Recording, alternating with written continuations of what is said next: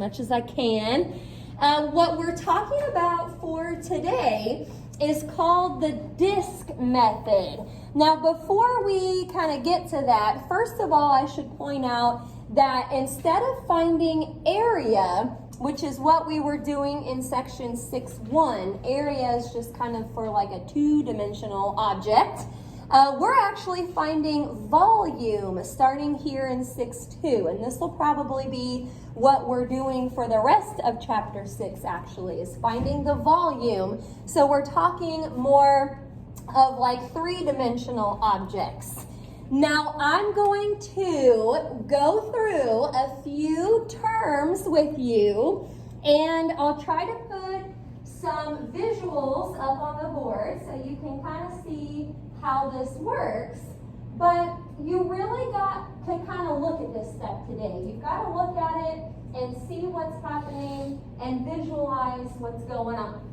So we're starting here with the definition of a solid of revolution. Sounds exciting. If a region in the plane,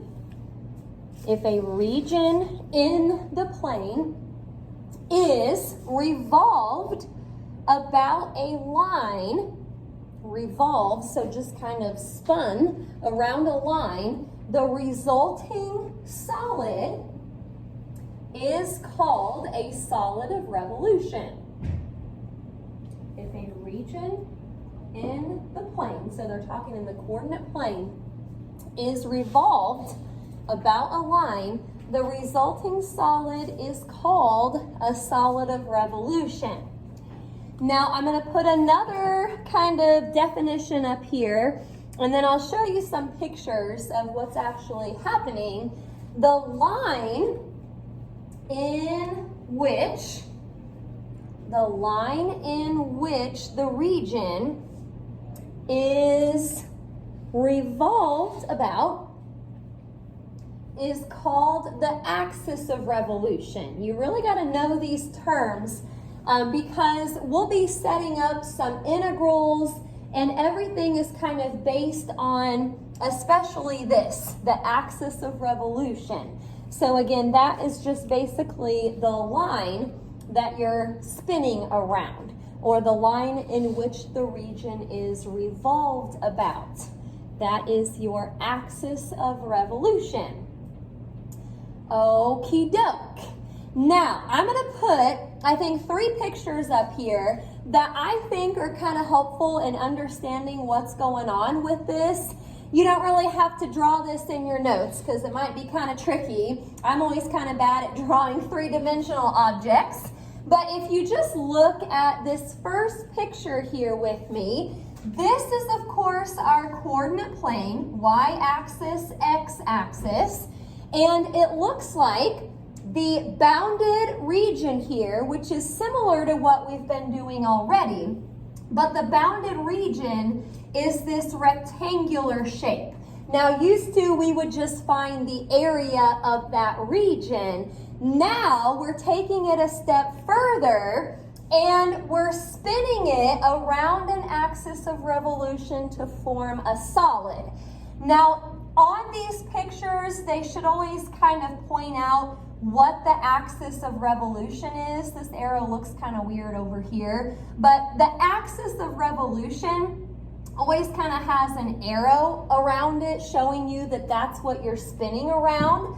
So if you just try to kind of imagine taking this region, spinning it around the x-axis, that is the axis of revolution here, it would form a cylinder, because you can kind of see the outline there helping you visualize it a little bit.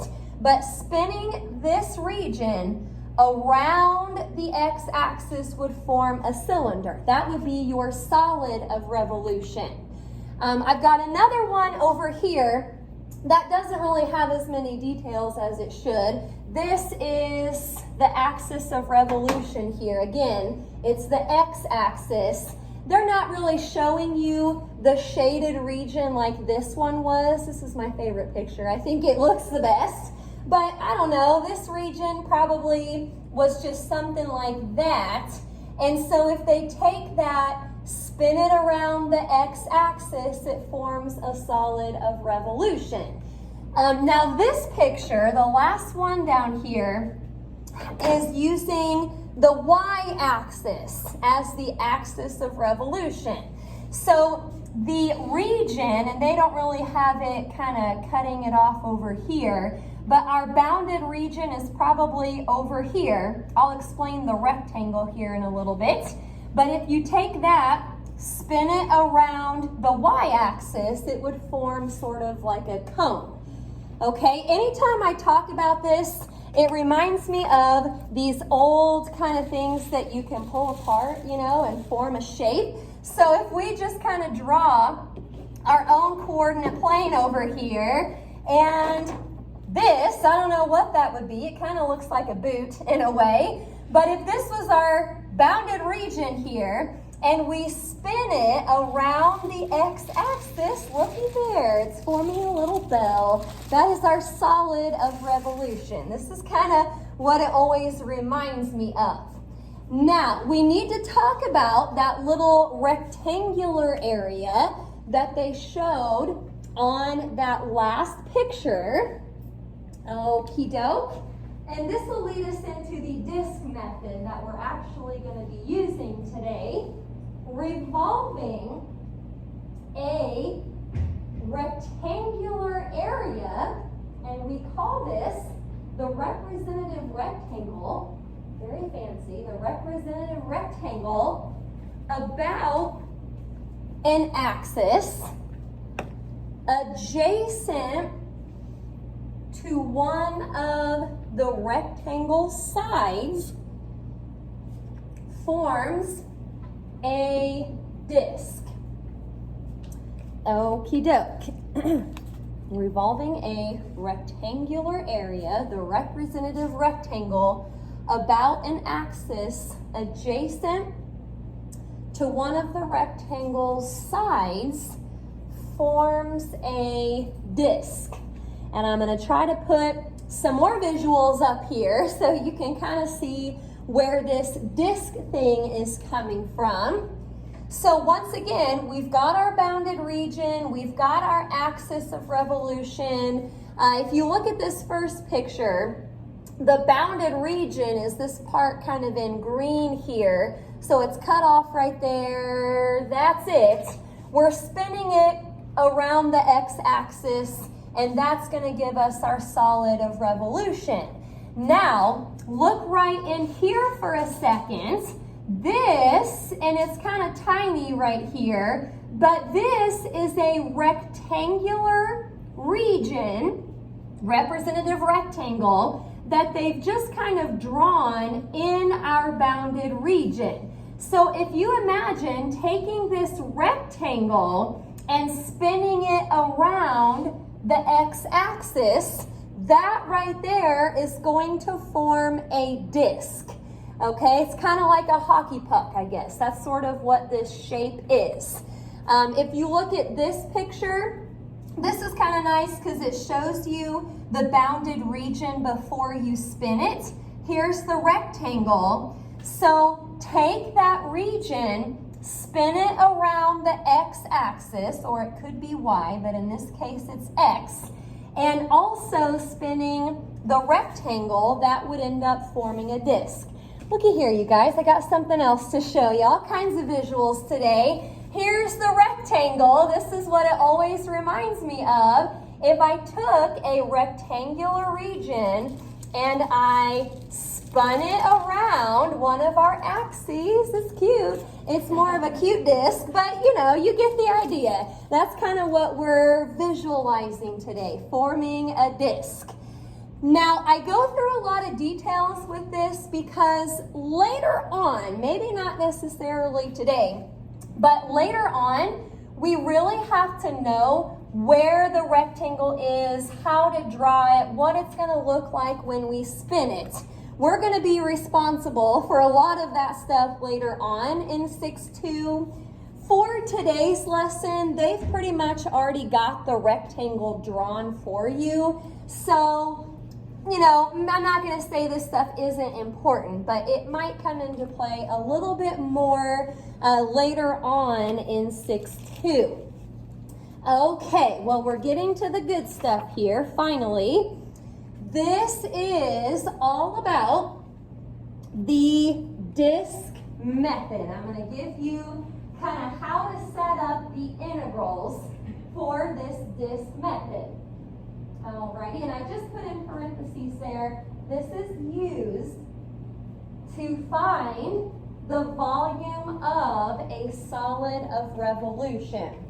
If you remember back to the area stuff for a little bit, we had a lesson in here a long time ago where we had to kind of draw in a bunch of rectangles in a certain region, and we estimated the area of the region by adding up the area of the rectangles. That's kind of what we're doing with the DISC method. To get the volume of the whole solid, we're basically adding up the volume of a bunch of discs. That's kind of what's happening here, and that'll give us the whole thing. All right, well, I'm going to break this apart into two different sections here. The DISC method, when revolving around the x-axis, that's important to know. This is how you'll set it up if you revolve around the x-axis. Okay, so volume equals pi times the integral from a to b. Okie doke. And then it's got f of x, the whole thing squared, dx. Pi times the integral from a to b of f of x squared dx. Okay, basically, if you are revolving around the x-axis, you need to integrate with respect to x. So the lower bound is the x value on the left. The upper bound is the x value on the right. This is how we're used to integrating. This is what we usually do around the x-axis. Now, every once in a while, you'll have to revolve around the y-axis. Okay, so revolving around the x-axis, you have to integrate with respect to x. Revolving around the y-axis, we're going to be integrating with respect to y. So, you know, it kind of looks like the same setup. You've got pi times the integral from c to d, and it's the entire f of y squared dy. But I want to remind you about a couple things when you integrate with respect to y. The lower bound, we're thinking y values now. So the lower bound is the lowest y value, the bottom y. The upper bound is the y value on top. Also, this little function right here, if you're going to integrate with respect to y, this has to have y's in it. So basically, you want your function solved for x out front so that what you're integrating has y's. Okay, revolving around the x-axis, integrate with respect to x. Revolving around the y, we're going to integrate with respect to y. Okie doke, we've got everything that we need here. So I'll put the directions up here for you. Now I went ahead and printed the graphs for each example. I'm going to just pass this out right now. I thought that might be easier than having you guys try to kind of recopy each one. I will say though, it was supposed to kind of be in color, and it's not, of course, it's black and white. So it's a little bit maybe harder to see, but we'll talk about it here.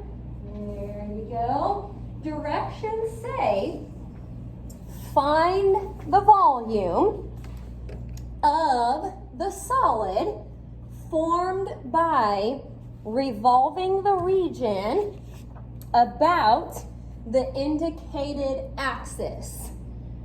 Okay, the axis of revolution should always have an arrow around it. That's how you know that that's what you're spinning around. Okay, so don't work ahead. I know you've got all 4 of them in front of you, but also, if you want to look up here, again, what I copied for you guys, our copier is just black and white, so it's maybe not as easy to see the rectangle on your paper. If you've got something that you can use to kind of highlight that or make it stand out or something, you can. But again, the nice part about today's lesson is that the rectangle and the region actually is already drawn for you. We're going to get to the point where we have to draw the bounded region and we have to draw the representative rectangle. But for now, it's all right here for us. So the function is at the top, so is the interval. This is basically just cutting off this function from 1 to 5. And, you know, technically, I guess we've kind of cut it off down here as well. But the first thing we've got to do is just set up our integral. Now, I'm noticing right here, because the arrow is around the x-axis, we are revolving around the x-axis, which means we have to integrate with respect to x. Okay, so let's go ahead and set up this volume integral. Remember, it said pi times the integral from a to b of f of x squared dx. Okie doke. Well, here's the pi. All right, and as far as the bounds go, if you're integrating with respect to x, the lower bound is the x value on the left, and the upper bound is the x value on the right. It's kind of given to us already, I guess, with that interval. Okie doke. Integrating with respect to x, I want it to be in terms of x. Now I see that it's just 3 here. Technically, you know, y equals 3. That was just a horizontal line. So that's pretty easy to plug in. And we're supposed to square it and then integrate with respect to x. Now, obviously, you need to square this before you integrate. So keeping the pi out front and still taking it from 1 to 5, we're just going to integrate 9 with respect to x. Okie doke. So here goes nothing. Keep the pi out front.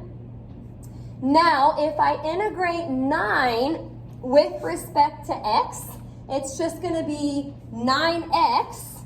And now I need to plug in the bounds. Okay, what I would do with the pi is just leave it in front the whole way through until you get down to a single number, and then you can just stick pi in the back of it. Okay, so if you plug in the 5 first, 9 times 5 is 45. Again, I'm just keeping pi out front. Minus 9 times 1, which is 9. So if you subtract that, 45 minus 9 is 36. And we do like to keep these in terms of pi. So you don't need to figure out what 36 pi is as a decimal. Don't do that. Just leave it as 36 pi. Now, I probably won't be real picky about the units. I don't even think I really put it on the PowerPoint, but I guess since it's volume, it would be units cubed.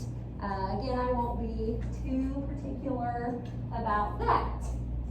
So pi is in front, integrate with respect to x if they give it to you spinning around the x-axis, if that is your axis of revolution. Okie doke. Any questions about the first one? All right, well, let's keep going. Again, today's lesson is kind of nice because they've got it drawn out for you. You know where the rectangle is. You don't have to do any of that yourself. So, number 2, it looks like we're spinning around the x-axis again. So, I'm going to set this up with respect to x. Now, don't forget pi out front. It has to be there. And again, the lower bound is the x value on the left. That would be 0. Upper bound is on the right. That is 4. Kind of given away by the interval up there. Now, we're supposed to put f of x squared dx. What you probably want to do with this, I guess you could do u substitution here. I don't think I would worry about that too much. I would just write that out a couple times and then FOIL. So you'll get x squared plus 2x plus 1. That's kind of how I did it. Now I'll just go through and integrate each part separately. Okie doke. So leaving the pi out front, we're going to have an x cubed over 3 plus, now with that second term, if you leave the 2 in front and then put x squared over 2, the 2's will drop out. I went ahead and dropped them out and just wrote it as x squared. You can do that now, or if you want to write it as 2 times x squared over 2 right now, you can. Okie doke. And then integrate 1 with respect to x, it's just x. So, again, the pi, it's kind of annoying, but you just keep it in front for a long time until you get everything simplified. So plugging in the 4 first, I'll have 4 to the 3rd power, which is 64, over 3. Hey, make sure we show our work with the definite integrals. You want to get all your credit, especially on a test or a quiz. You got to show all your work. So 64 over 3 plus 16 plus 4, and I'm not going to worry about subtracting what I get when I plug in 0 because it should just be 0. Okie doke. Well, 64 over 3 plus 16 plus 4. If you get back a decimal, I don't mind if you leave it as a decimal and then just put pi on the end of it. So like a 41.3 pi would be fine. I think I went ahead and turned that decimal back into a fraction. So it would be the same as 124 over 3 pi. Units cubed, if you want to go ahead and put that on there. Okie doke. Not too bad so far. Any questions about example 2? We are moving here, just a couple more. So, number 3. All right, number 3. I see the region. I see the arrow. Again, it's around the x-axis, so we should be integrating with respect to x. All right, well, let's get started then. I got pi out front. Now for the bounds, looking left and right, whenever you integrate with respect to x, this is going to be a -1 to +1. And I've got to take this function squared and then integrate it with respect to x. Now, the nice part here is that you're squaring a square root. So actually, the square on the outside just kind of drops out with the square root. and it turns into just a 1 minus x squared. That is what we'll integrate with respect to x. Nice part about today also is that I don't think any of your problems, your integration, none of them get too crazy like they did in the last chapter. Okie doke. So integrate 1 with respect to x, and it should just be x minus, I'm going to add 1 to my power, put my new power on bottom, take it from -1 to +1, plugging in the +1 first. So pi is still in front. I don't like to leave it off because I'm kind of forgetful, and if I leave it off, I'll probably forget to put it back on later. So I'm keeping it there. Now 1 minus 1/3 minus, this is going to look weird with parentheses in parentheses. If you want to use brackets instead, you can, but I'm going to get a -1 minus, now be careful right here, -1 to the 3rd is -1.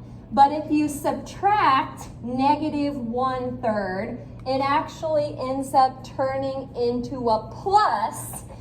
But by the time I distribute the other minus out front, you end up, I may actually kind of write out one more step here. You end up taking 1 minus 1/3 and then plus 1 minus 1/3. That's probably what I'll type into my calculator. So it's basically like taking 2 minus 2/3, which would turn into 4/3. Pi, don't forget pi. Or if you did a 1.3 pi, that's fine. Again, we just like to keep it in terms of pi, so you don't have to actually get a decimal for that part. Alrighty, any questions about number 3? Now, number 4 is next here. Be careful, because if you look at the picture, again, the rectangle is kind of hard to see on the paper that I gave you guys. It's not super important to us today yet, but you can see this arrow down here, and this tells me that I'm spinning around the y-axis. And remember, when you go with respect to y, what you put in right here needs to have y's in it. This function right now is in terms of x, not y. So what we'll have to do here, and this is why I left a bunch of room underneath of it, we're going to have to take this and basically solve it for x. Okay, so I guess first of all, we can replace the f of x with y. Now, since the x here is under a square root, let's square both sides to get rid of the square root. So this is gone. Alrighty, again, I'm trying to solve this for x. So I'm going to do a couple things here. Imagine subtracting the 4, trying to get x by itself. You've got a y squared minus 4 equals -x squared. I guess I need to go through and divide everything by -1 before I square root both sides.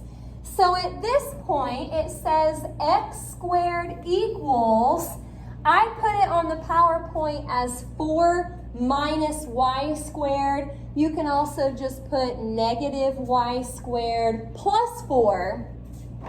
But last step here, to solve this for x, I need to square root both sides. Now, what do we technically need if we square root both sides? Plus or minus. So x equals a plus or minus square root of 4 minus y squared. Oh boy. Well, here comes the integral over here. Again, we're going with respect to y. You can cheat and look up at the interval if you want to, but it's probably best if you start to just look at these from the graph, because we're not always going to have that. When you integrate with respect to y, because again, that's what we're spinning around, the bounds have to be y values. So we're going from 0 to 2. Don't forget the pi out front. Okie doke. And as weird as it looks, this is the function that we're going to square. And again, the reason we did all of this work right here is because we have to integrate with respect to y. We couldn't leave it in terms of x. Okay, now I know when you square a square root that those will just drop out. So let me also ask you this. What do you get if you square a positive? What do you get if you square a negative? A positive. So really, the plus or minus is not going to matter. You can cross out the square and the square root and the plus or minus, because again, if you square either one of those, it's just going to turn positive. Okie doke. Well, all of that work, and now this integration shouldn't be too bad. I'll get a 4y minus y cubed over 3, taking it from 0 to 2 here. So it looks like the zero's not going to matter. That's nice. Let's just plug in the 2. 4 times 2 is 8, minus 8/3. Well, 8 minus 8/3. You can do a decimal, like I said, if you want. I usually try to keep these as fractions just so they're exact. So it's like a 16/3 pi. That is our volume for that solid of revolution. Okie doke. Again, today's lesson is pretty much all given to you. But again, make sure that you kind of see what's happening. You visualize the solids and the rectangles, because before we know it, we'll have to do all of that stuff ourselves. Questions about that? All right, well, I think it's C97. We're getting up there. I'll put it up here on the board for us. From page 425, we're going to do 1 to 4 and then 7 to 9.